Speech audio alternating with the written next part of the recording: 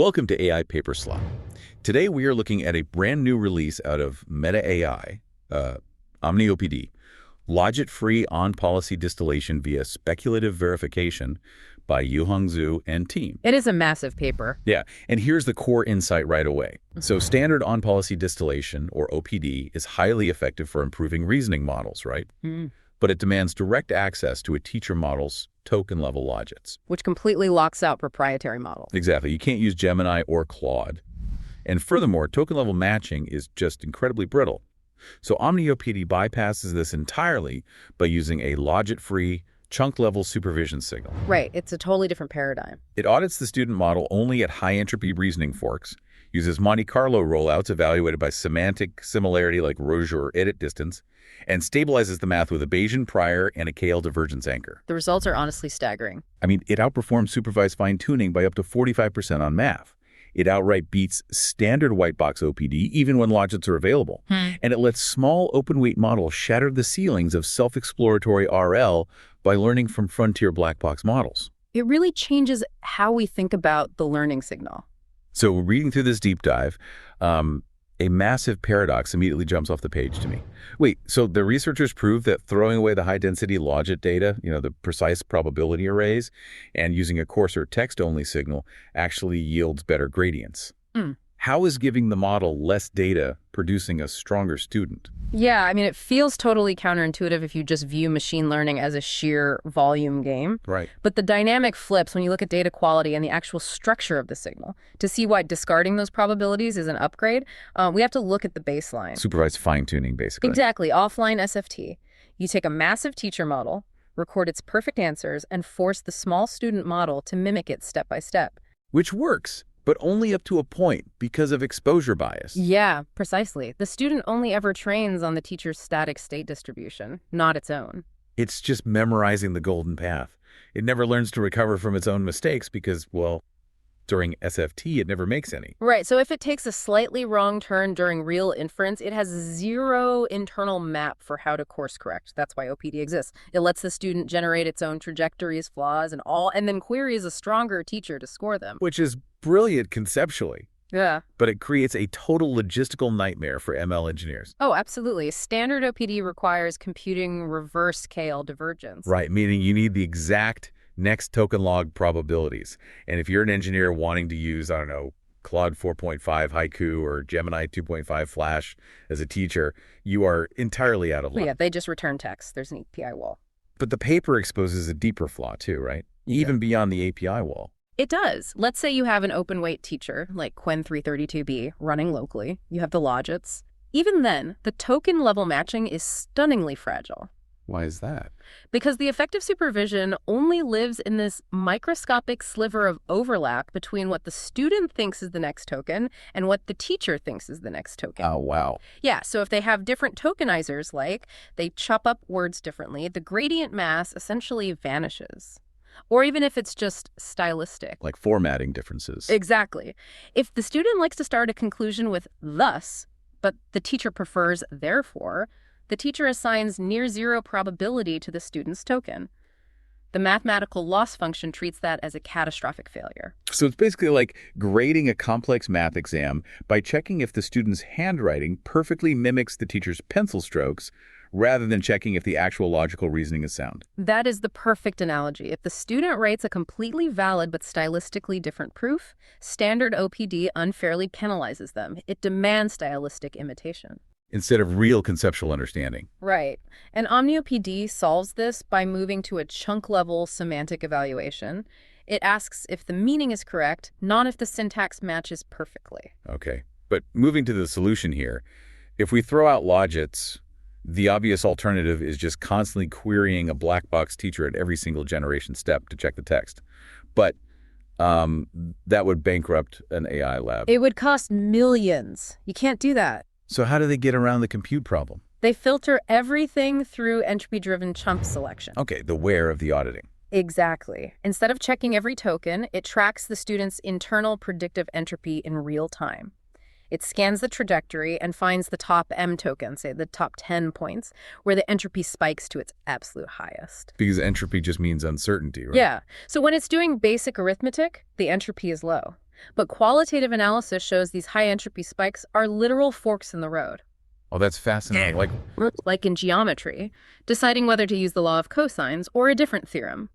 Or in combinatorics, a memory bottleneck where it has to recall if a node was already colored red. strategic transitions. Right. It isolates those spikes and just extracts a 50-token chunk around them. Only those 10 isolated chunks get sent to the teacher. I have to push back on this, though. Okay, go for it. If you're only auditing 10 specific 50-token chunks, that saves massive compute, sure. But what about the rest of the generated sequence? If a trajectory is thousands of tokens long, doesn't leaving huge unsupervised gaps allow the model to hallucinate or just generate garbage between the checkpoints? That is the classic vulnerability of sparse reward systems. If you don't fix that, the policy collapses. The model will realize it only gets graded on those specific windows and will destroy its own foundational fluency to game the system. So how does OmniOPD stop that? It uses something called a trust region anchor. This is the glue. For all the unaudited tokens, it applies a KL divergence penalty against a frozen copy of the student's initial weights. Wait, against itself, not the teacher. Exactly. It forces the student to act exactly like its normal, fluent self in the unsupervised gaps while learning from the teacher at the critical forks. That makes so much sense. Yeah. Was there ablation data on this? Yes, and the numbers are wild. When they removed the KL anchoring, the Quen 3-4B students' average math accuracy catastrophically collapsed from around 69% down to 8.28%. Oh my God, 8%. Yeah, the student exploited the sparse supervision and completely destroyed its foundational fluency. The KL anchor is mandatory to hold the math together. Wow. Okay, so we know where we're auditing the high entropy forks, and we know how we're stabilizing the gap. So let's talk about the how. What actually happens inside an audited chunk? Right, so we get into speculative verification. The system passes the student's prefix up to that fork, and the teacher generates, say, n independent Monte Carlo rollouts, like 10 different ways to continue. And then they're compared to the student's chunk using continuous semantic similarity, like arjo1 or edit distance. Yes. But here's the statistical danger, the variance trap. Yeah.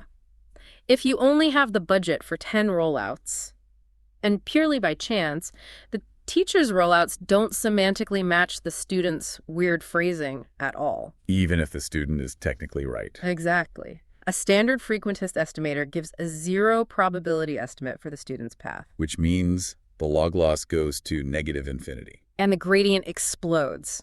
Training crashes. So how is that fixed? Because you can't just have your training cluster crash over a random phrasing difference. They use an incredibly elegant fix, a Bayesian failsafe, specifically a Dirichlet multinomial conjugate prior. Let me try to translate that for the listeners. Yeah. So when the teacher's feedback is too sparse or confusing and the semantic overlap hits 0, the student basically falls back on its own gut instinct, like its base prior probability. That is exactly it. OmniOPD anchors the empirical estimate with the student model's own normalized prior. Because the model's internal prior is always non-zero. Right, so the gradient never zeroes out and the training stays completely stable. It's just brilliant how all these pieces interlock. So let's get to the payoff. Does this actually shatter the OPD and RL ceilings? It absolutely dominates. For an ML practitioner, the numbers are exactly what you want to see.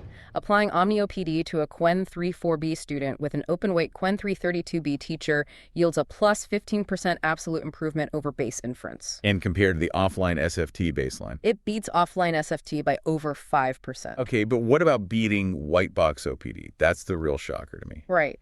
On the Quen 340 setup, OmniOPD hit 69.08%, beating standard whitebox OPD, which only got 64.16%, even when standard OPD had full access to the logits. Because it's avoiding that stylistic penalty we talked about. Exactly. And the gap widens massively when they used a stylistically different teacher, like Quen 330B Instruct. In that case, OmniOPD hit 72%, while standard OPD crashed to 56%. Wow. So it mathematically proves the theorem 4.4 in their paper, right? That semantic chunk level loss is invariant to tokenizers and stylistic variations. Yes, it is fundamentally a superior supervision signal to exact logit matching.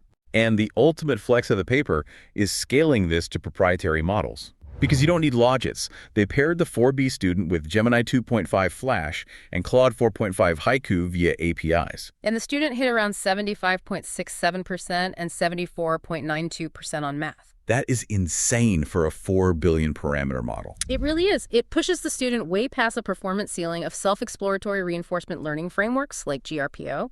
When the teacher has a massive capability margin, this Logit-Free distillation completely outclasses self-exploration. Okay, but as an engineer, I have to ask the practical question.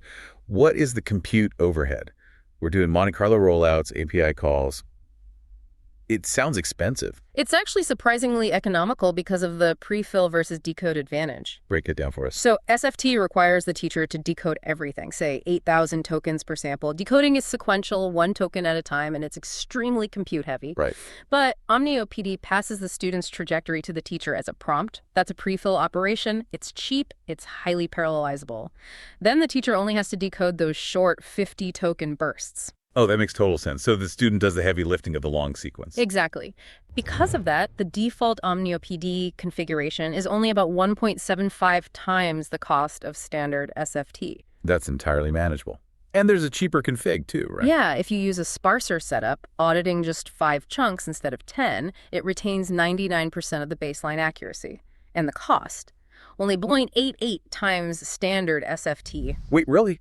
You can literally do advanced dynamic on-policy distillation for less compute than static offline SFT. You can, but, and this is a huge warning from their sensitivity analysis, do not shrink the chunk size too much. Like making the chunk shorter than 50 tokens. Yeah. When they dropped it from 50 tokens down to 25 tokens, accuracy plummeted from 69% to 24%. Because the window becomes too narrow to capture any meaningful logical deduction. Right. The semantic similarity metrics just start looking at noisy phrasing differences again because they can't see the full thought. Logic needs room to breathe.